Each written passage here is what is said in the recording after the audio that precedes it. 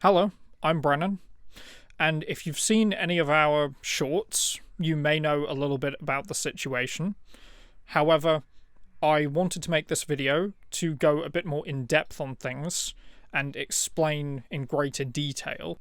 I may not get every single detail in my explanations, so if you have any questions, leave them in the comments, and me and my family will try and answer them. For approximately the past 10 years, me and my family have been the targets of a criminal gang. This all began when our neighbour, who I will call JM, began taking drugs. He started off by buying from other dealers, but then he went from customer to dealer himself, and this is when the problem started. When he started gathering a customer base himself, these customers would then go and take drugs in the communal areas of the block of flats that we live in. When these customers would then go and take these drugs out in the communal areas, the fumes would then come into our flat and negatively affect our health. In particular, my brother has asthma, and so this was a massive problem for us, and even resulted in one of my brother's hospital visits from his asthma. We tried to talk to these customers of JM and explain that this was having a very negative impact on our health, and we really needed them to take it somewhere else. And at first, they agreed, and they moved it elsewhere.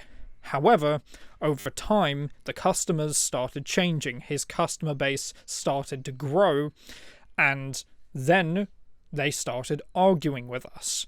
They started refusing to go, started being rude, aggressive, combative.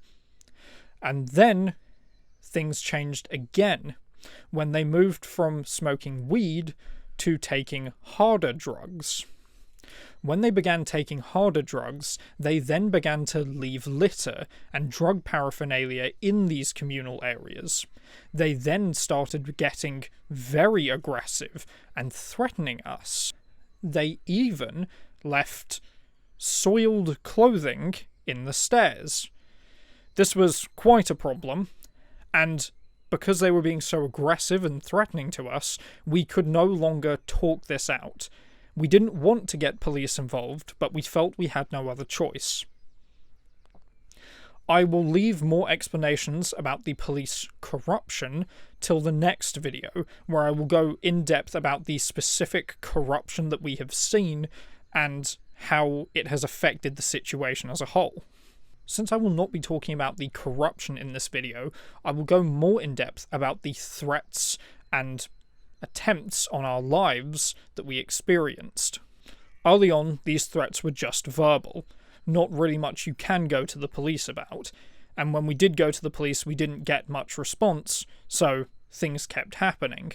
They continued threatening us, gathering in groups of 15 to 20, and taking drugs together. There was nothing we could do about it.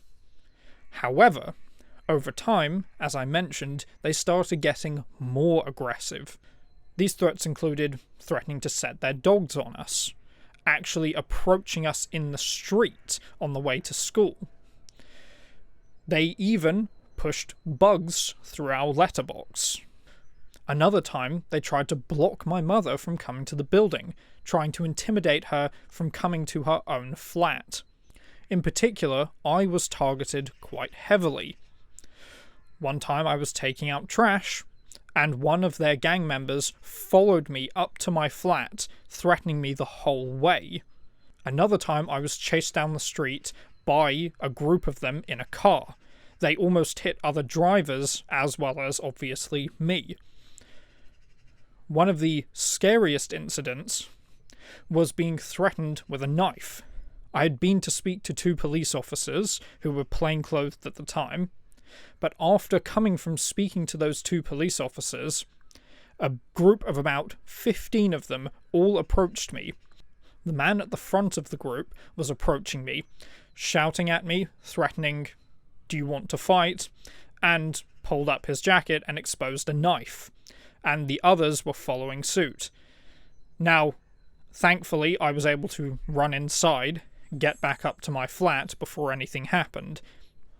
Another one of the very physical threats that they brought against us was smashing our door and attempting to break in. Now, break-in attempts are something we still get to this day from this gang, but in particular, at one point in time, they were kicking our door so hard that the frame actually partially broke. We took pictures of this, we sent that evidence into police. As I mentioned, I will leave that for the next video. However, it is worth noting that there was such severe damage that we could take pictures of it. Now that I've given a rundown of all the incidences and threats leading up to the present day, I will now try and explain the current situation with how the gang is currently harming us. Me and my family are being poisoned. That's not my words, that's the words of the doctors that we've been to. We've been to various doctors who have all confirmed that we have chemical poisoning. At first, we weren't really sure how they were poisoning us. But eventually, over time, we started figuring things out. We knew that this flat adjacent to ours, which I will simply just call the adjacent flat, has been used as a meth lab for some time. We started noticing various signs of meth production, various chemical smells, which I will list off for you. Our electric and our hot water and heating were all being affected, and we noticed a string of various different men, high, coming from that flat at all times of day and night, with boxes, bags, carrying various large amounts of something. Now, these things don't necessarily indicate meth production. However, the chemical smells that we were smelling definitely do. The fumes that we were smelling include acetone, which is paint thinner, nail polish. Ammonia, which has a distinct cat pee smell. A rotten, eggy smell, which we could safely assume is probably sulfur. Gas, as in some sort of propane or other fuel gas.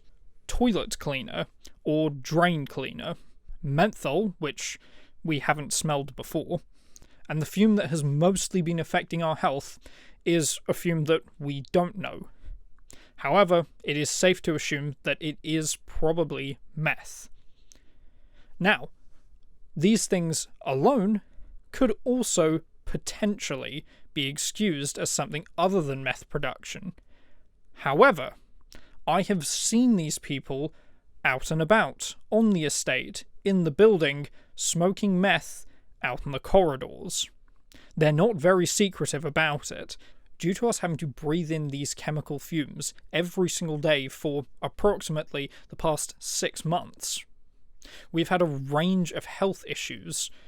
The symptoms that we get include headaches, dizziness, nausea, difficulty breathing along with a burning sensation in the nose, sinuses, throat, chest, bloody noses and mouths from breathing in these chemical fumes, occasional vomiting, confusion, which is a big one that has been a big problem, and fatigue. We have got a carbon monoxide detector, and it's definitely not carbon monoxide. We also experience a lack of symptoms when we are away from the home for enough time. All of these things together definitely indicate what our doctors confirmed: chemical poisoning. And if the doctors confirming it isn't enough, one of their gang members accidentally admitted it to us. He came down from the flat one day, very high, and decided to get into an argument with us, in which he accidentally admitted that that's what they're doing. They are up there producing meth and poisoning us on purpose. Me and my family have some theories as to why they might be poisoning us. One of which is they appear to be setting up this block of flats for a very, very large drug operation. We've noticed several things over the years that seem to indicate that this is a very large drug operation, which expands definitely further than our area. So the two main reasons that they could be poisoning us is either to force us to leave so that they can continue expanding their drug operation, or kill us, because we have been a massive problem for them. Now, in the next video, when I explain about the corruption that we've seen, hopefully that will help fill in some of the blanks that I've left in this video. I didn't want to overcomplicate this video by including too much description about the corruption alongside the gang's activities, even though they do go hand in hand, and it is important to understand the full situation. Explaining the gang's activities alone is quite a lot. So hopefully you understood what I was saying in this video. Hopefully you'll continue to follow us and hopefully support us as we try and get out of this nightmare that we've been living for the past 10 years. We would greatly appreciate it if you could share this video. You can like it if you want, you can subscribe if you want to keep following us more closely, but most importantly is, we need to get out of this situation. So if there is any help you can offer us, we would greatly appreciate it. Thank you very much for listening. Goodbye.